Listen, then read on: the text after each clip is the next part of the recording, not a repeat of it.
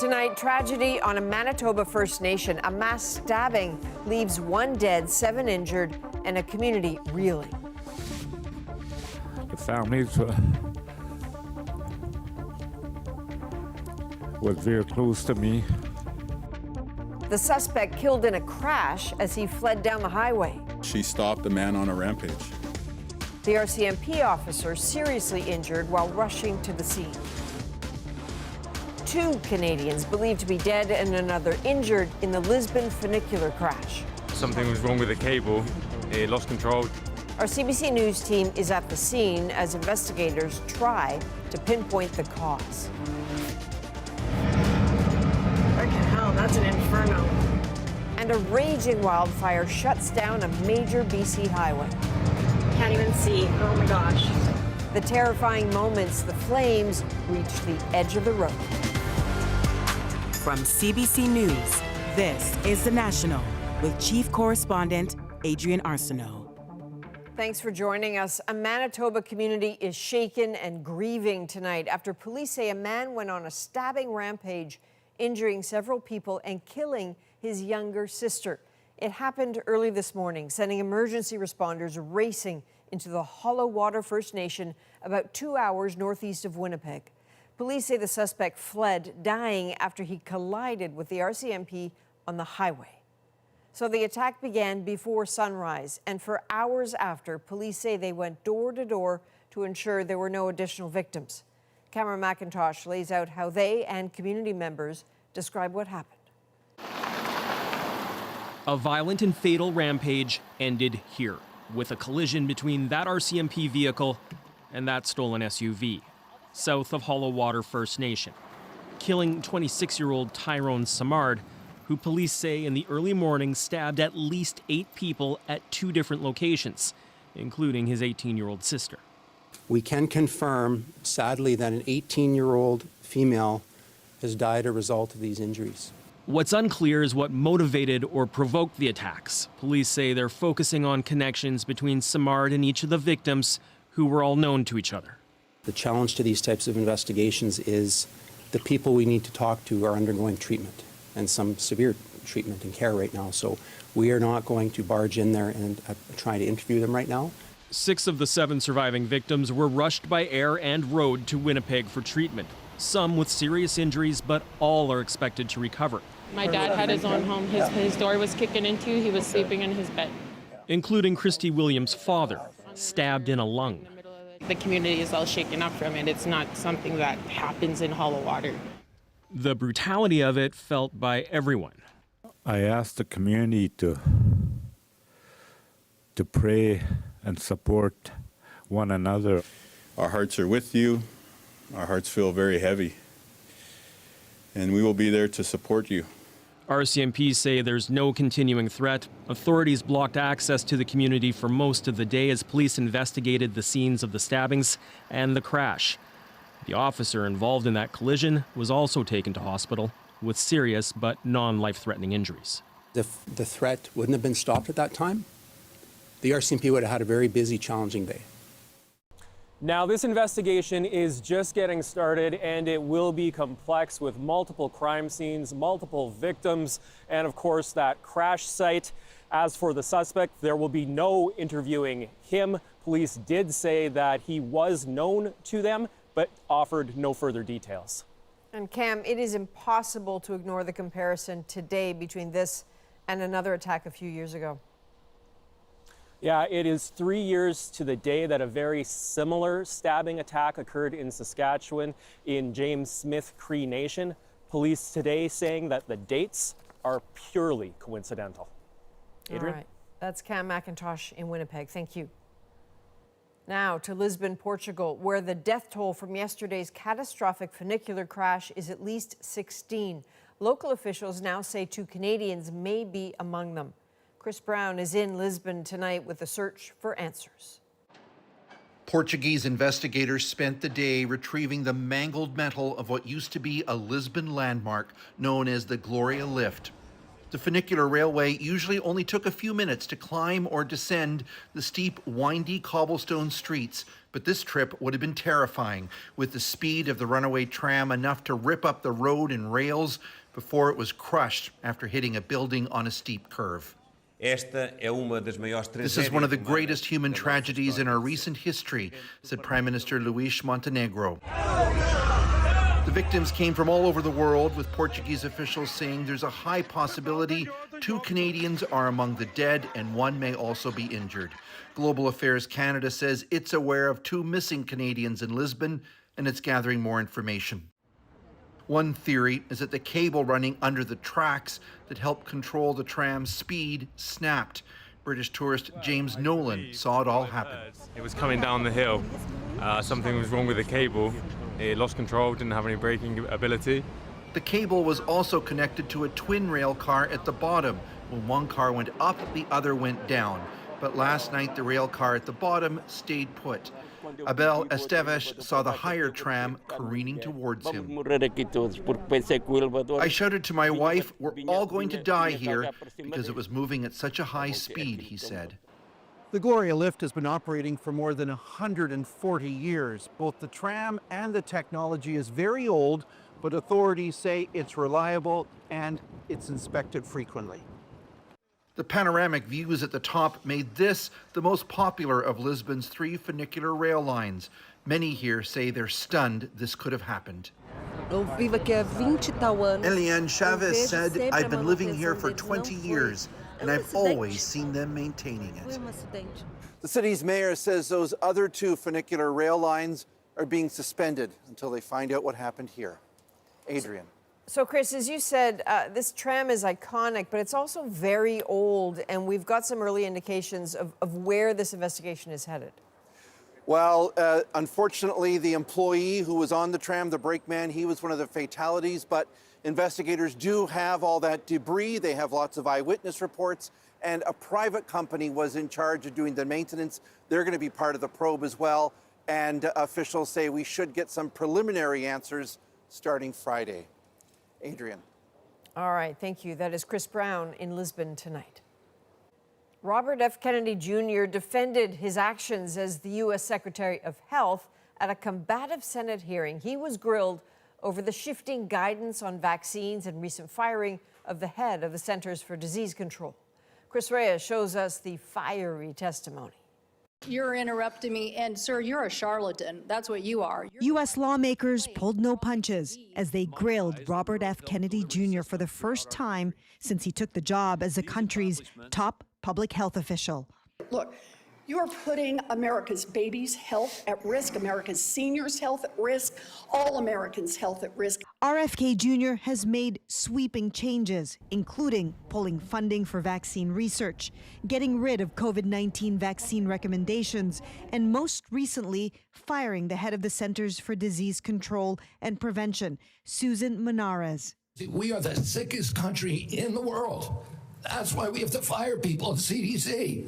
In a scathing op-ed in the Wall Street Journal, on Kennedy's leadership, Menares wrote, "That isn't reform, it is sabotage." So you're saying she's lying? Yes. And when pressed about COVID deaths, RFK Jr. dodged. You don't have any idea how many Americans died from COVID? I don't think anybody knows. Even as tracking from the World Health Organization shows 1.2 million U.S. deaths. Members of his own party also pressed RFK Jr. on his vaccine policy. I would say effectively we're denying people vaccine. Senator Cantwell. You're wrong. But it was the Democrats that piled on. You are a hazard to the health of the American people. I think that you ought to resign. More than 1,000 current and former employees of the agency led by RFK Jr. have echoed that call. In a letter posted this week, they urged him to quit. Following the hearing, President Trump offered a nod of support. But if you look at what's going on in the world with health, and look at this country also with regard to health, I like the fact that he's different. That support brandished by RFK Jr. at the 3-hour hearing. And finally, we have an administration that is taking action. A controversial secretary standing his ground as challenges to his leadership keep mounting. Chris Reyes, CBC News, New York. Joe Biden recently had surgery to remove cancerous cells from his skin. A spokesperson confirmed the procedure after NBC reported the former U.S. president was seen leaving church with a fresh scar on his forehead. In May, Biden's office revealed he had an aggressive form of prostate cancer. Well, the Prime Minister and his cabinet have wrapped their two-day retreat in Toronto, charting a course for a Canada facing stormy economic seas. It's all happened behind closed doors, but as Ashley Burke explains, there are hints of what the government is planning. Looking forward to seeing you as well. The Prime Minister wrapping up 2 days of talks with his cabinet, focusing on his promise to transform Canada's economy. His ministers describing a sense of urgency. People want us to be in action mode, and I think that there is urgency, and particularly when it comes to the economy. All economies of the world are readapting to the reality of what the Trump administration is doing. As the country tries to adapt, the minister negotiating with Trump's team says Canada's entered the next stage of talks. There was an agreement amongst all of us that we would pursue technical discussions. Those technical discussions in Washington this week about potential tariff relief for industries like softwood lumber, the auto sector, aluminum, and steel. What the Prime Minister said would be a series of small deals that cumulatively would put us in a better position than right now. As talks continue for a series of small deals, the finance minister is working on reining in government spending. Will there be tough choices to make? Definitely. Is the nation ready? I would say yes. He's facing questions about potential public sector cuts and layoffs, but isn't saying how deep they could be. There'll be adjustment in different places, but at the same time, we're going to be empathic to make sure that we're always there for Canadians. The Conservatives leader wants Carney to focus on cutting red tape and bureaucracy, describing the government as way too big and bloated. The government has become a big fat man, and the private sector is a skinny man carrying that fat man up an increasingly steep hill. The Prime Minister is expected to make an announcement on Friday about what came out of these talks. The industry minister says they're working on more support for sectors struggling under Trump's tariffs. Ashley Burke, CBC News, Toronto. Vancouver has unveiled a new plan aimed at preventing tragedies at outdoor events. This comes months after a deadly attack at the Lapu-Lapu Day Street Festival. Michelle Gassoub now on the changes being made and the stark message from the city's mayor. The brutal reality is the world has changed. A final report into a tragic attack at a Vancouver street festival now released. Officials say it's time for change. No city can eliminate all risk, but what we can do is plan smarter, act faster, and build our public spaces with these learnings in mind. Among the recommendations, creating permanent protective barriers in some public spaces and new guidelines for when to use temporary barriers like police cruisers to block access to outdoor events. The driver is gone. 11 people were killed and dozens injured when an SUV rammed into pedestrians at the April Lapu-Lapu Day Festival. Still, the report says organizers did nothing wrong. In this particular incident, the intel was sound, the planning was sound. Vancouver's mayor, speaking broadly about violent incidents, says mental illness is at the root of the problem. If someone wants to do something, they're going to do it. And so I think the bigger question, or the better question, is what do we look at to see why people are doing this and how do we stop them? And so we are begging for action from the province. 30-year-old Kaiji Adam Lowe is facing 11 counts of second-degree murder. A judge now contemplating whether he's mentally fit to stand trial. Their decision due next week. My knee is still fractured. My pelvis is still fractured. It's still. Christiane Watkins was severely injured after DJing that night. She calls more safety protocols a Band-Aid. What affected me, my family, and the many, many victims that are still suffering right now is this mental health issue. The lack of care for the specific type of help that this person needed. Premier David Eby said Thursday the province is working to make sure a tragedy like this one doesn't happen again. Michelle Gassoub, CBC News, Vancouver. The RCMP says 14 people linked to the self-proclaimed Queen of Canada who were arrested yesterday have now been released. 2 remain in custody. Keep the phone down. You're under arrest. All right. The raid on Romana Didelot's compound in Richmond, Saskatchewan was captured on the QAnon-adjacent influencer's live stream yesterday, triggered by reports of firearms on site.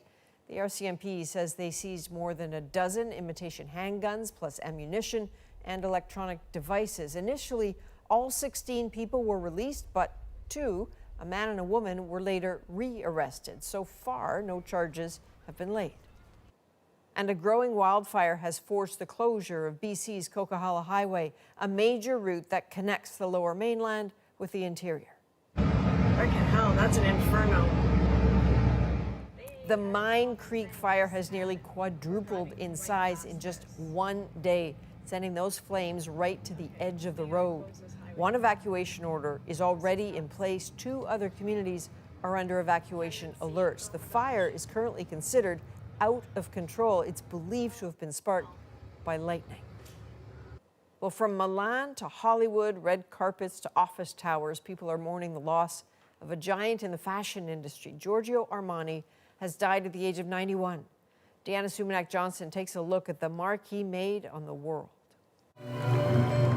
One of the last great legends of fashion, his name synonymous with clean lines and classic elegance.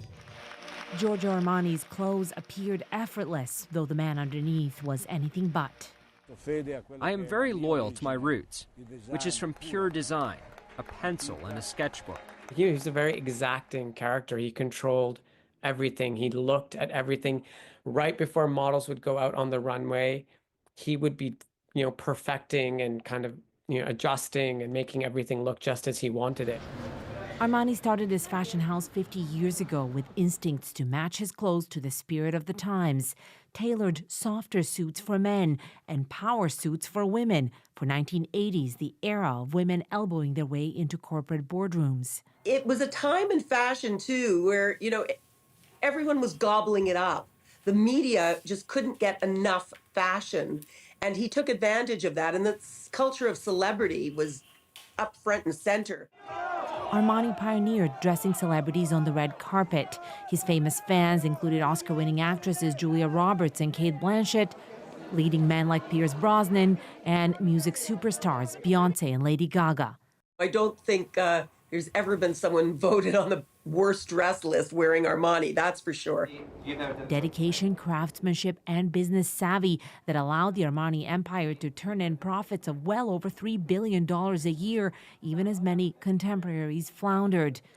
He died at age 91 peacefully, says his fashion house. The public will be able to say their farewells to Armani at a funeral chamber in Milan this weekend. A true goodbye for Re Giorgio, King Giorgio. Deanna Sumanak-Johnson, CBC News, Toronto. The United Kingdom is moving to ban energy drinks to kids under 16. If you have too much of it, the caffeine can seriously affect you. Should Canada follow suit? Next. A new movie about John Candy kicks off the Toronto International Film Festival. It's kind of a redemption year for them, and I think it's perfect that it's on the 50 year. Where TIFF stands on its 50th anniversary. And later, an Ontario dog stranded on the side of a cliff for 2 days. He was kind of stuck on this very narrow ledge right before a complete drop. The climbers who came to the rescue.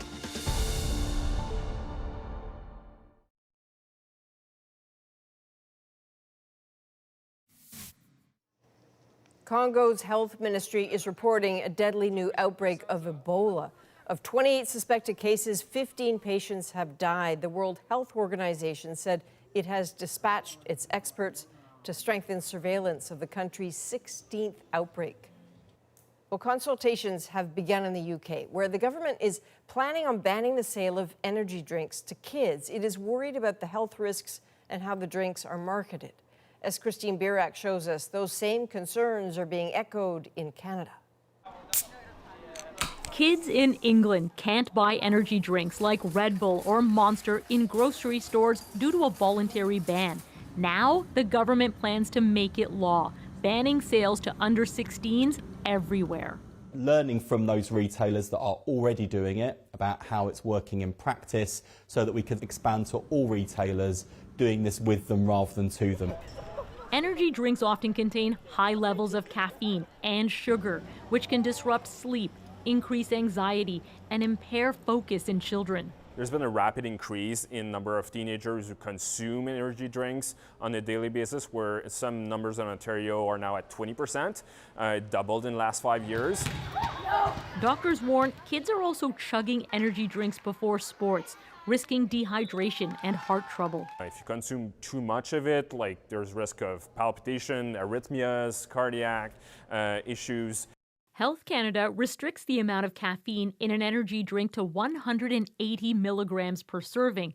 That's roughly the amount of caffeine in 2 cups of instant coffee or 4.5 cans of pop. And energy drinks are required to carry cautions and state they're not recommended for those under 14. Holy, wait. However, who's going to read this? I could not see this for anything. Notice it. While the warnings can be hard to see, the marketing isn't. That's where they always doing like crazy stuff. That's why I try. Like, I just had a sip of this. This is pretty good. A Canadian survey found 88% of youth 12 to 17 had seen energy drink ads. Health Canada's taken actions, but at the end of the day, these products are still freely available and they have relatively little information on warnings. Health Canada says it has no plans to update its policies on energy drinks. England is hoping to move ahead with its legal ban by the end of the year. Christine Birak, CBC News, Toronto. The Toronto International Film Festival is kicking off its 50th year with the premiere of a new film about a Canadian comedy legend. I'm a Mog, half man, half dog. Gus Walensky, polka king of the Midwest. Del Griffith, director of sales, shower curtain ring division. As TIFF marks a milestone, is it losing ground to other festivals? There are times when And a Canadian music legend is giving fans a gift for her birthday. And here I am, almost 80 years old, with a new album. Go figure. Tom Power sits down with Anne Murray to talk about her new release and why it's a family affair. Plus, Pierre Poilievre is heading back to Ottawa. To anyone who has been knocked down, but has got back up and kept on going, you haven't given up, so I won't give up. What the road ahead may hold for the leader of the opposition. The National breaks down the stories shaping our world. Next.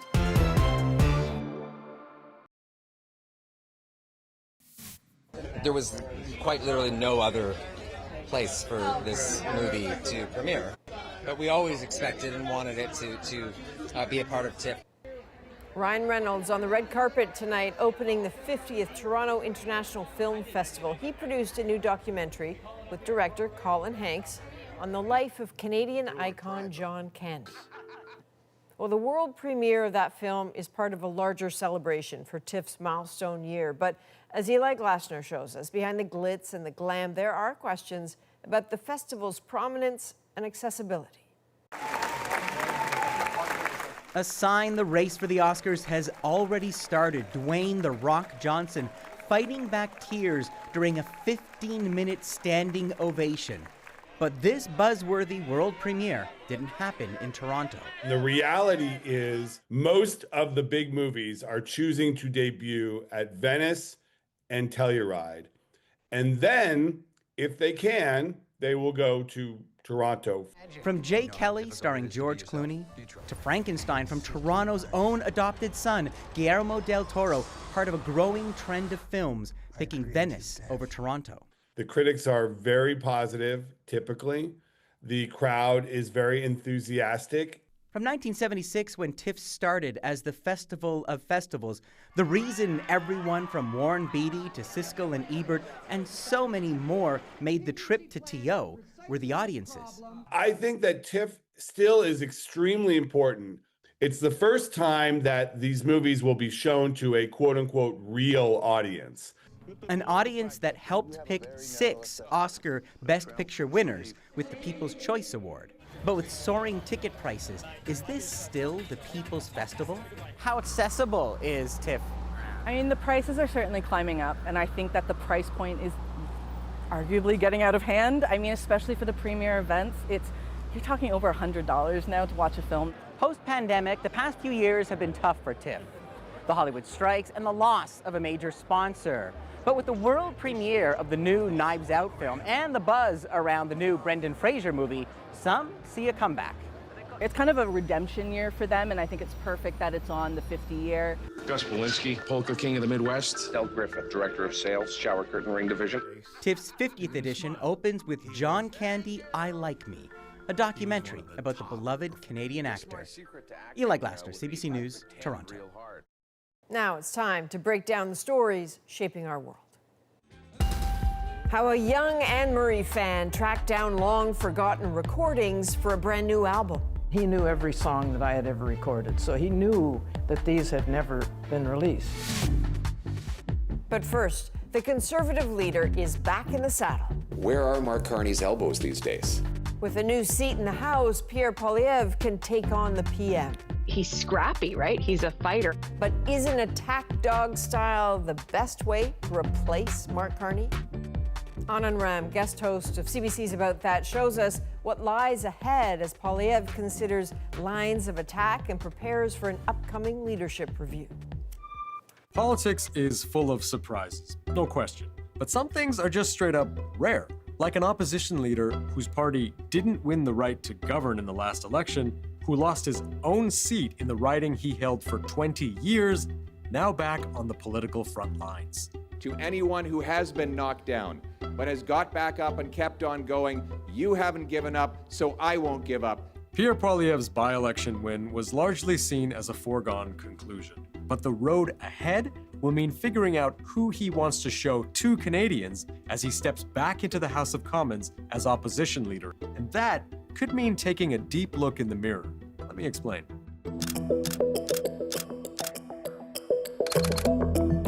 Mark Carney's Liberal government has taken actions that, well, wouldn't sound unusual coming from a Conservative government. Mark Carney is now officially on the job, and already he's made his first big move, scrapping the controversial consumer carbon tax. One of the signature promises of the Carney government is bringing down internal trade barriers within Canada. Our government is in the process of unleashing $500 billion of investment in energy infrastructure, port infrastructure, particularly intelligence infrastructure as well. These were the kinds of economic and cost of living announcements that were a major plank of the Conservatives during the campaign. And you can see that in their platform. Build critical infrastructure faster, boost interprovincial trade within 30 days of taking office, and of course, axe the carbon tax. The effort to get these big nation-building projects going, more energy that's being exported to the world, more energy that's moving across the country.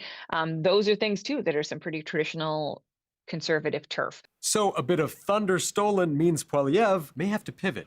I think the effort over the next few months will be to establish that line of attack, differentiating and better positioning the Conservatives from the Liberals. And I think that's going to involve quite a lot of experimentation. So to some extent, that puts them in a position where what they bring to the table is going to be, are you doing this the right way, right? Is it going to work?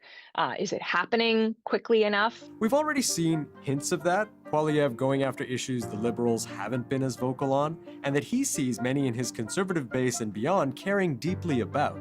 If someone commits a crime when they're here as a visitor, we want them to do a sentence in prison and then get the hell out of Canada. We don't want to keep criminals in our streets. Differentiating from a Carney government isn't the only thing he needs to do. As we've seen over the years, Poilievre is a fiery opposition voice, well-practiced on lines of attack. We will oppose any attempts by his government to raise taxes on working people or seniors in this country. Mark Carney, while he made grand promises of change, he's even worse than Justin Trudeau. But attack mode may not be the best play, especially now.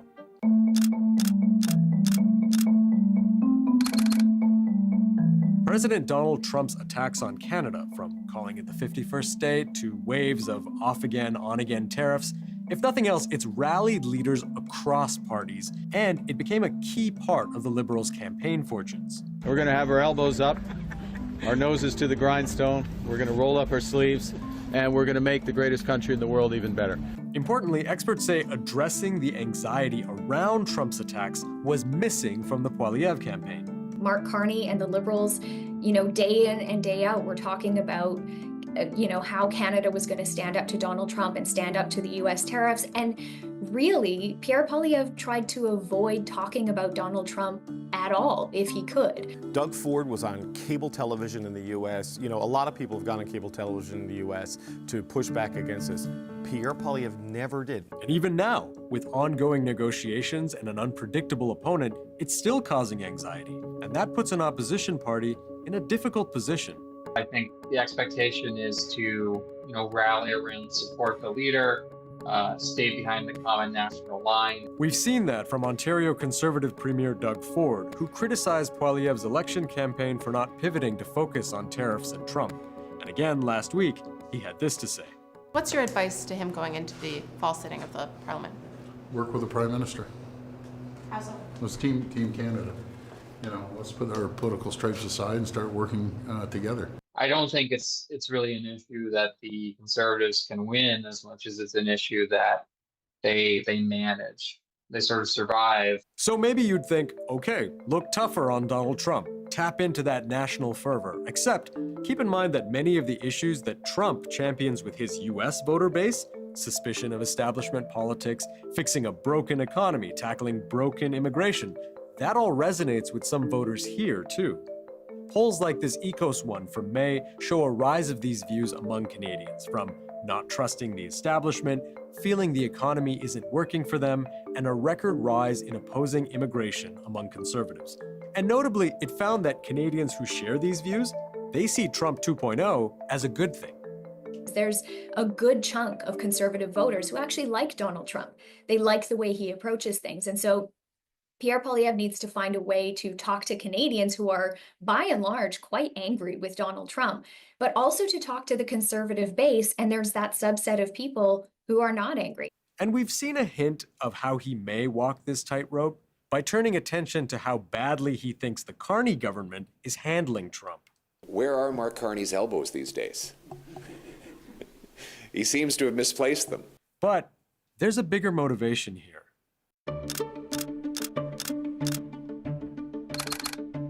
If I were Prime Minister today, we would be building from a position of strength. Another test facing Pierre Poilievre is a leadership review in January. It's Conservative Party policy to have one after an election loss where the leader doesn't step down.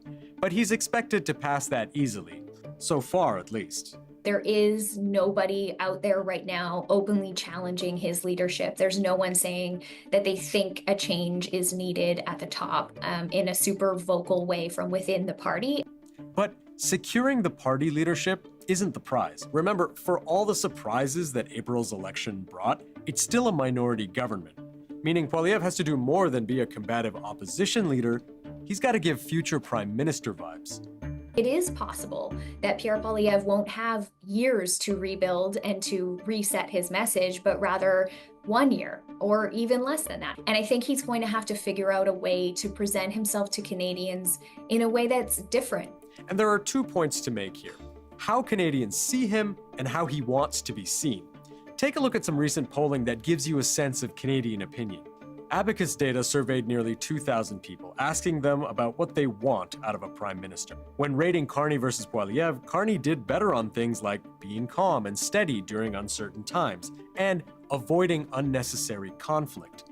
The Angus Reid Institute also surveyed 2,000 people, and among those who voted Conservative in the last election, most still want Poilievre to lead the party into the next one. But among a more general population, more than half found him insincere, and only 36% consider him likable. But that's just 2 polls, and only a snapshot in time. The other big factor right now for Poilievre, striking the right tone. Look, being the leader of the opposition is kind of managing Jekyll and Hyde all in one, all inside yourself. And I think Pierre Poilievre is going to have to figure out how that works. That doesn't mean he can't criticize Mark Carney. Doesn't mean he shouldn't criticize Mark Carney. But I think he's going to have to work on the tonality of that. Poilievre in recent days has been trying to find the balance between critic and next in line. We also continue to extend our hand to Prime Minister Carney to work together to get a good deal with the Americans. Now, it's too costly for builders to build, buyers to buy, or sellers to sell. An almost impossible triumvirate of failure in housing hell that only a Liberal Prime Minister could have accomplished. On the one hand, I think he's really making an effort to seem constructive, to sound like a Prime Minister in waiting. At the same time, the way that people know Pierre Poilievre is, he's scrappy, right? He's a fighter, and we certainly are still hearing that tone from him with some frequency. So, as Pierre Poilievre gets back to the opposition bench in the House of Commons, the real work for the top job is only just beginning. The House of Commons resumes sitting on Monday, September 15th. Pierre Poilievre will be back on the opposition bench, and Canadians will get a better idea of how he plans to win their votes. Well, just ahead, the story behind Anne Murray's surprise new album with songs recorded in the last century but never heard until now. And there are a couple of real gems on there. How they missed the cut, I will never know. The Canadian superstar describes the family fun when they polished up some hidden treasures.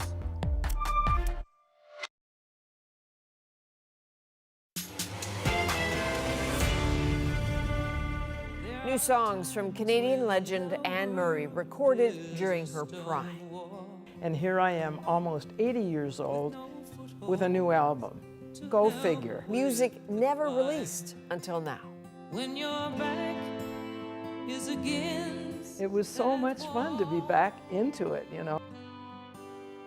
Anne Murray sat down with Tom Power, host of CBC's Q, to explain how these lost treasures were recovered and how her family came together in the studio to add a little love. Congratulations on these new songs, new album. I wasn't expecting it. Neither was I. Tell me the story. Well, there's a young man who's been a fan of mine since he was 10 years old. He was born and grew up in Las Vegas. And when he was 15, he came to see me in Las Vegas. And he'd been a fan ever since. When he heard that I had given all of my archival material to the University of Toronto, he flew up from Las Vegas and he found a box of cassette tapes that were mine personally, that I brought home from the studio. And they were always outtakes.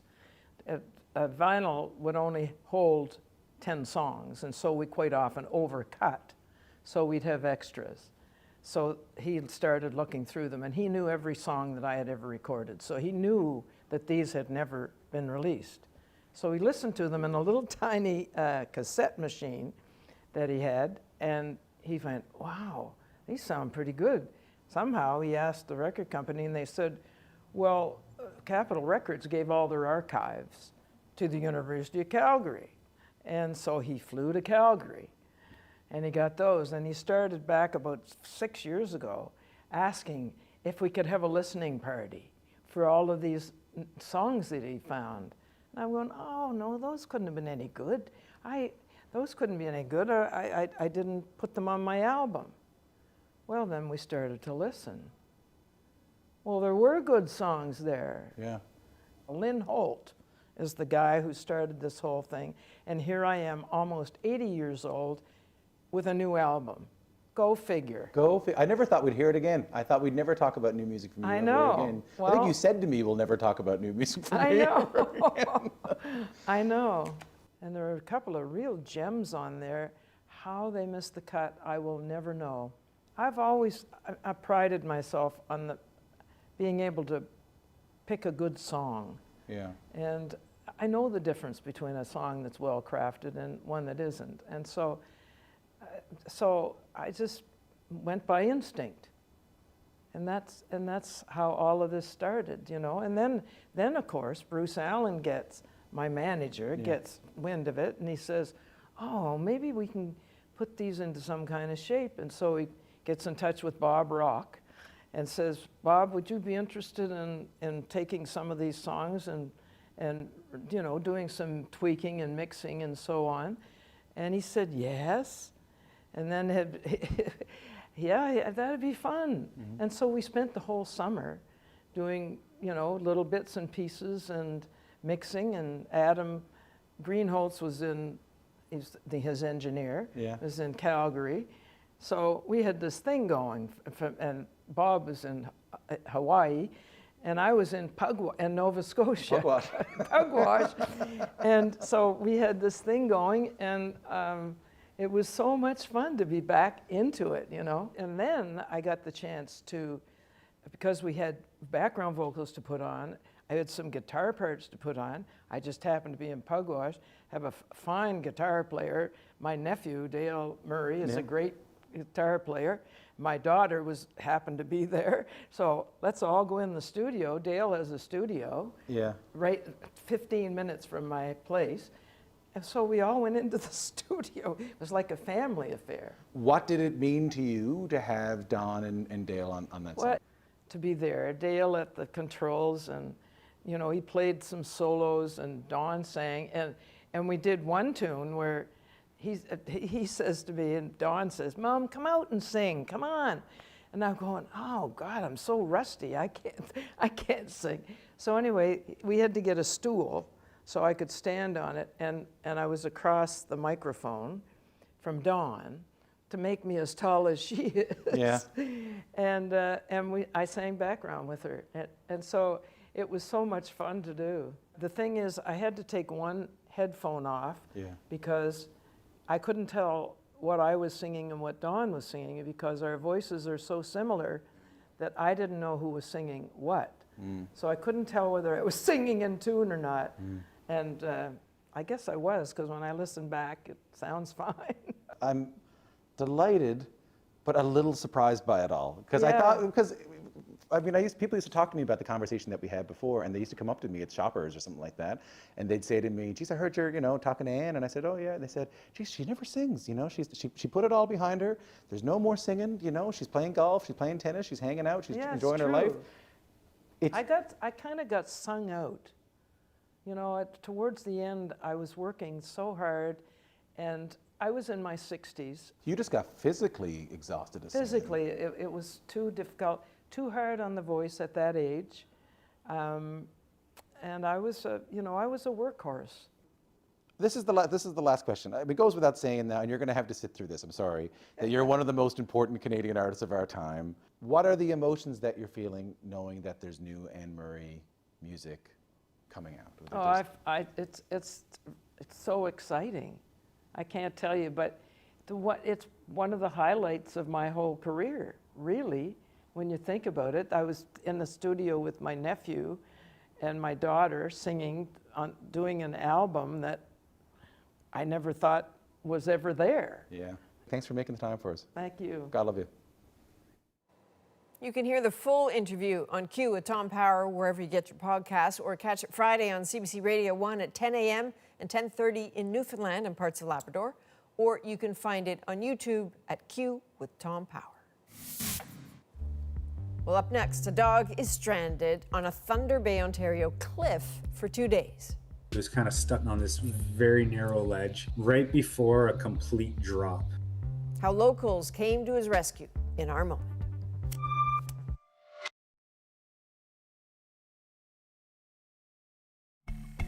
Well, this is Boomer, moments after he was rescued from the side of a cliff after falling down a very steep slope in Thunder Bay, Ontario. So Boomer was stranded on a small ledge for 2 full days before Eric Fishman, pretty experienced climber, scaled that cliff and got him to safety. Tonight, his rescue mission is our moment.